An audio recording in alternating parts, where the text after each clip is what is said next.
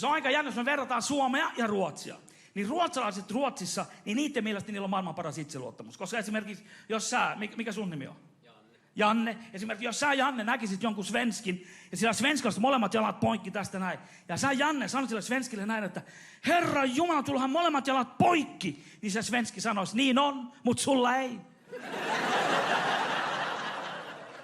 Ja mun mielestä niillä on maailman paras itseluottamus, koska mä kävin viime viikolla, mä kävin Ruotsissa, niin mä näin, että Ruotsin armeija käyttää niiden maastopuvuissa heijastimia.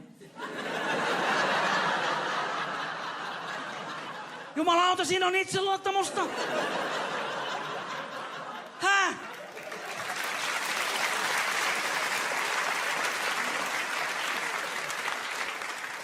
Toiset kun on sodassa, ne menee piiloon.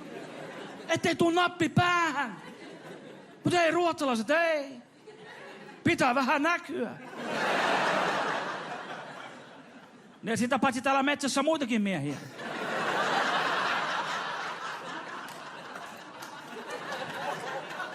Ei tiedä, mitä tuolla ison kiven takana tapahtuu.